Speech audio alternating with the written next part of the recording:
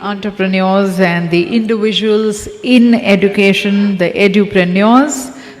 First recognizing the best edutech company of the year, and that's Asian Pacific Learning Leverage Limited.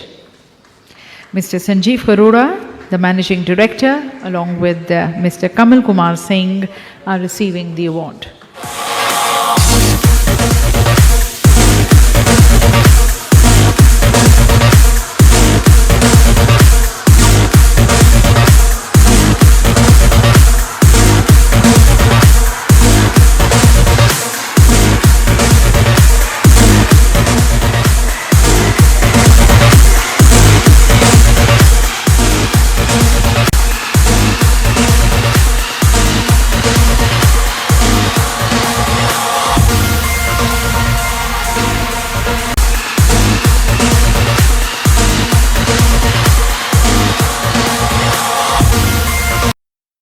क्योंकि उसमें juice कम होता है, yes या no? मैंने बोला यार कैसा नींबू है और यहाँ पे इसने बेच भी दिया और लोग खरीद भी रहा है, तो मुझे निगेटिव फीडबैक मिला उस प्रोडक्ट का, यानी कि मुझे पता नहीं था कि ये प्रोडक्ट यूज क्यों होता है।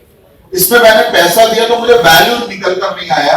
तो कई बार जब मार्केट में काउंसलिंग करते हैं वो वैल्यू निकल कर इसलिए नहीं आता है क्योंकि मैं उसे राउट काउंसलिंग के साथ प्रोडक्ट नहीं देता। तो एक दिन मैं आपका वो क्या बोलते हैं, गुचका बोलते हैं, तो एक दिन गुचका खाने गया तो उसका पानी में वो गोंद पड़ा हुआ है, तो घूम रहा है अंदर। मैंने उससे बोला भाई इसको क्या कर क्यों डाला है, वाला नींबू क्यों डाला? बोला सर आपको पता नहीं है तो ये नहीं डालेगा तो कोई खाएगा नहीं। मैंने बोला ऐसा भी है क्या? बोला इसको डालने से सेल बढ़ जाता है और इसको निकालने से सेल घट जाता है।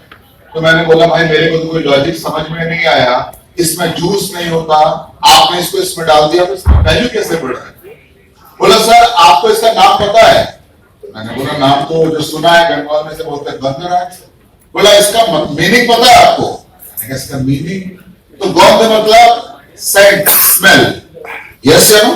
यस। और राज मतलब स्मेल का किंग, मतलब अगर किसी चीज में खुशबू है, नेचर ने जो प्रोवाइड की इसमें जो खुशबू है, वो खुशबू सूंघ कर ही लोग इतना कुछ का खाता है। तो मैंने बोला ये तो सही बोला, इसका जो स्मेल है वो येलो वाले लेबू से ज्यादा है। तो मुझे जब उसका वैल्यू पता चला तब मुझे पता चला कि इसका भी मार्केट में सेल हो सकता है। तो until unless you don't have a right knowledge about your product, about your thought process, about your education program, like जैसे दादा बोले थे स्मार्ट कॉमर्स का, अगर आपको राइट नॉलेज नहीं है तो आप लोगों को रिकमेंड तो कर देंगे, लोगों को सेल तो कर देंगे, लेकिन अगर राइट सेल पिच नहीं होगा तो आदमी जो उसको रिसीव कर रहा है उसको लगेगा बाकी एजुकेशन की तरह ये एजुकेशन भी कॉमन है। तो आज कोशिश यही रहेगा कि अगले 1 से 1.5 घंटे के अंदर आपको पहले तो पता चले कि इंडिया का एजुकेशन सिस्टम किस तरह से काम करता है और उसमें इस एजुकेशन सिस्टम में जो ब्रांड एपीएल का प्रोडक्ट है जिसको हम बोल रहे हैं smart commerce, IT smart plus, वो किस तरह से फिट इन होता है, क्या बेनिफिट एक स्टूडेंट को मिल सकता है और क्या चीज उसको अदर एजुकेशन से नहीं मिल रहा है जो यहाँ लेने से उसको मिलेगा। नंबर 1।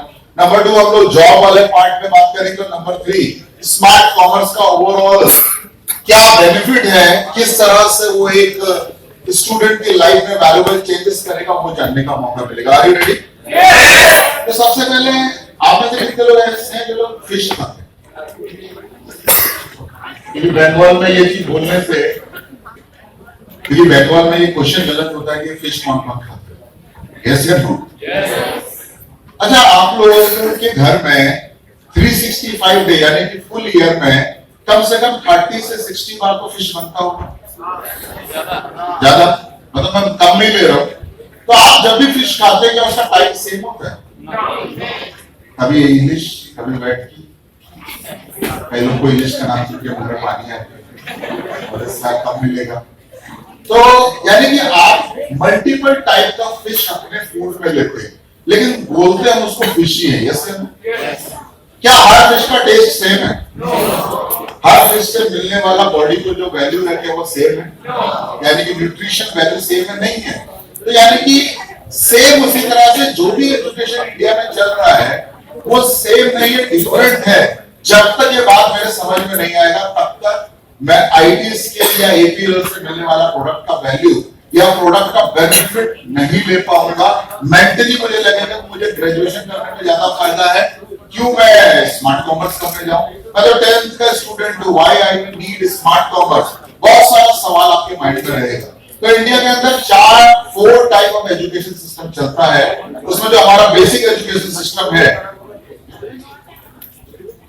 पहला है प्राइमरी एजुकेशन। प्राइमरी एजुकेशन के बारे में आप लोग जानते हैं? क्लास 5th तक का जो एजुकेशन होता है इंडिया के अंदर, उसको बोला जाता है प्राइमरी एजुकेशन। प्राइमरी एजुकेशन देने के लिए गवर्नमेंट के स्कूल आपको दिखाई देंगे, साथ ही साथ आपको प्राइवेट इंस्टीट्यूट भी दिखाई देंगे जो बच्चों को क्लास 5th तक का एजुकेशन दे रहे हैं। पहले बोला सर प्राइमरी एजुकेशन का बेनिफिट क्या है? पहली बार जब आपको एजुकेशन से जुड़ने का मौका मिला तो वो था प्राइमरी एजुकेशन। यस या नो? आप अगर बांग्ला मीडियम में पढ़ रहे हैं तो बांग्ला लिखना आपने सीखा, बांग्ला पढ़ना आपने सीखा, यानी क्लास 5th तक आपके पास वो नॉलेज, वो स्किल, वो वैल्यूज था कि आप बांग्ला लिख सकते हैं, पढ़ सकते हैं, मैथमेटिक्स में 1 2 को आइडेंटिफाई कर सकते हैं, ABCD के बारे में आपको पता चला, यानी कि ये पार्ट था आपका प्राइमरी एजुकेशन का। यानी कि इंडिया में जो 4 टाइप्स ऑफ एजुकेशन है उसमें से एक टाइप था आपका प्राइमरी एजुकेशन। उसके बाद आपको देखने को मौका मिलता है ट्रेडिशनल एजुकेशन। जब हम लोग बात कर रहे हैं ट्रेडिशनल एजुकेशन का, तो हम लोग बात कर रहे हैं सिंपल, एक बच्चा BA कर रहा है, BCom कर रहा है, BSc कर रहा है, ये है ट्रेडिशनल एजुकेशन। कैसे आप समझ सकते हैं? आपके बंगाल में एक फेस्टिवल मनाया जाता है बहुत ही धूमधाम से, जिसका नाम है दुर्गा पूजा। यस या नो? 2019 में आप लोग ने दुर्गा पूजा सेलिब्रेट किया? यस या नो? 2018 में जब आपका बाबा माँ आपका एज का था तो दुर्गा पूजा सेलिब्रेट होता था। जब आपका दादाजी यानी कि आपका ग्रेट ग्रैंडफादर और ग्रैंडमदर जब आपका एज का था तब भी दुर्गा पूजा होता था। यानी कि ये बंगाल और इंडिया का एक ट्रेडिशनल फेस्टिवल है, परंपरागत फेस्टिवल है। लेकिन आज की डेट में एक फेस्टिवल इंडिया में मनाया जाता है या एक की सेलिब्रेशन होता है जिसका नाम है वैलेंटाइन डे। नाम सुना है? सुना है? पहले बोले सर हमने नहीं सुना। तो जिनको वैलेंटाइन डे के बारे में नहीं पता है उनसे रिक्वेस्ट है वो अपना लिस्ट में नाम दे दे, इस सेशन के बाद वैलेंटाइन डे के ऊपर भी ट्रेनिंग। तो अच्छा, वैलेंटाइन डे के दिन पापा से पूछा, पापा वैलेंटाइन डे के दिन रोज किसको दिया? मम्मी को दिया था या किसी और को दिया? तो बाबा क्या बोलेगा? इनाम मिलेगा ना 150। कभी दादाजी से पूछा, दादाजी वो हग डे के दिन हग किसको दिया? वो वैलेंटाइन डे में अलग अलग डे होता है ना, rose day, hug day, chocolate day, ये डे वो डे। यस है? यानी कि ये जो सेलिब्रेशन है ये इंडिया का नहीं है, हमने बाहर का देश से लेकर आए। आज हम एक फूड खाते हैं जो यूथ में काफी पॉपुलर है, पिज्जा। खाते नहीं खाते? अब दादाजी से पूछो कि दादाजी आपके टाइम में पिज्जा होता था, तो दादाजी बोलेगा ये कौन सा डिश है? पहले पी और जा, पिज्जा। यानी कि it was not a part of our tradition। आज मैं जिस ड्रेस कोड में आया हूँ ये ड्रेस कोड इंडियन नहीं है, इंडिया में अंग्रेज लेकर आया और उसके बाद हमने उसको कॉपी करना स्टार्ट कर दिया। Yes sir? अब एजुकेशन में ट्रेडिशनल क्या है? जब दादाजी पढ़ता था तो वो भी पढ़ाई किया BA BCom BSc लेकर, जब पापा ने पढ़ाई किया वो भी BA BCom BSc लेकर, और जब मैं एजुकेशन ले रहा हूं तो मैं भी BA BCom और BSc लेकर, यानी कि जो एजुकेशन 1947 में किसी ने रिसीव किया था वही सेम एजुकेशन आज मैं 2019-20 में रिसीव कर रहा हूं। डिफरेंस है कि जिस टाइम में एजुकेशन आया था इसको बेस रखकर बहुत सा प्लेटफॉर्म था कि जब आपका दादाजी को आसानी से करियर मिला, इनकम मिला। Yes sir? पापा को भी जॉब मिल गया। अगर BA BCom होता था पापा लोग के टाइम पे, जो मेरे पापा लोग बोलता था, बहुत आसानी से करियर और इनकम प्लेटफॉर्म मिल जाता था। लेकिन आज आप मार्केट में देखते होंगे कि भारत के अंदर आलू प्याज कम है लेकिन ग्रेजुएट ज्यादा है, और उनके पास इनकम अपॉर्चुनिटी नहीं है। कोई एक आध प्लेटफॉर्म उनको दिखाई देता है, उसके बाद उसको हायर एजुकेशन ये बहुत सारा कंपटीशन फेस करना पड़ता है, तब जाके कहीं उसको बड़ी मुश्किल से एक अपॉर्चुनिटी प्रोवाइड होता है। तो हमने कहा कि ये जो चैलेंजेस है इंडिया में आया कैसे?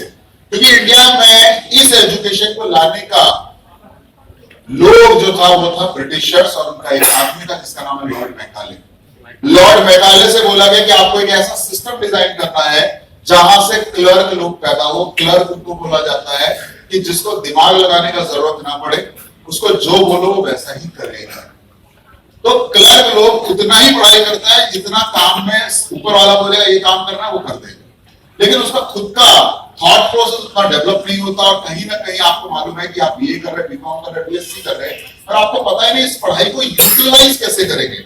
जो मैं एजुकेशन ले रहा हूं मार्केट में जाके इससे इनकम कैसे होगा, ये मेजॉरिटी लोगों को, लोअर या मिडिल क्लास के जितने भी फैमिली वाले होते हैं, उनको क्लियर ही नहीं कि इस थॉट प्रोसेस के साथ इनकम प्लेटफॉर्म कहां पर है।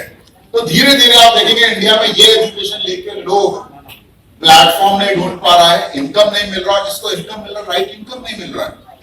तो ये जो प्रॉब्लम था, इस प्रॉब्लम का सॉल्यूशन वर्ल्ड के अंदर दिखाई दिया, और वो आपने भी देखा, जिसको हम लोग बोलते हैं third type of education, professional education.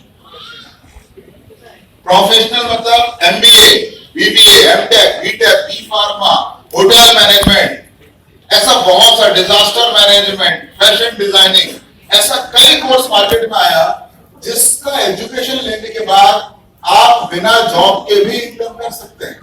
यानी कि मैंने अगर एमटेक किया हुआ है, मेरे पास इंजीनियरिंग का स्किल है, तो मैं खुद का काम करके, खुद का मशीनरी बना के भी अपना काम, अपना बिजनेस, अपना इनकम कर सकता हूं।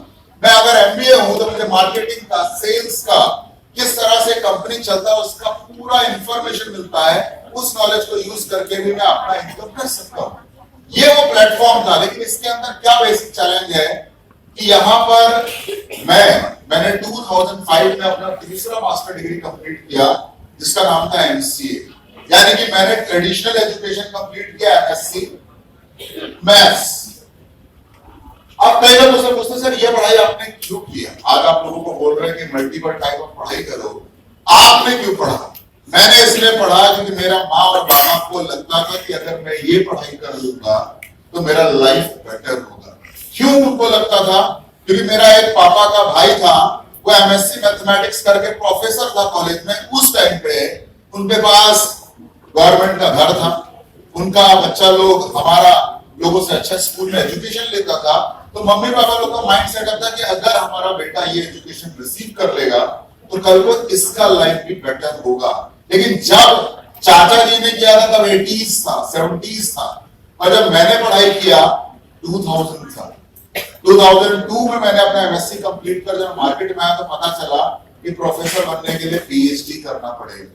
पीएचडी के बाद भी तुमको प्रोफेसर बनने का मौका मिलेगा या नहीं मिलेगा इसका भी गारंटी नहीं है, और तुम्हें सिर्फ यही लाइन या एजुकेशन लाइन से जुड़े रहना पड़ेगा। अगर आप दिल्ली मुंबई में भी जाओगे तो इसी तरह का नौकरी ढूंढ पाओगे, इसके अलावा आपके पास अपॉर्चुनिटी या प्लेटफॉर्म नहीं है। मैंने अपना दोस्त लोग से फीडबैक लिया कि क्या करना चाहिए, बोला इस एजुकेशन के साथ बहुत ज्यादा स्कोप नहीं है, प्लेटफॉर्म नहीं है, कुछ वैल्यू एडिशन करो, कुछ नया ऐड करो।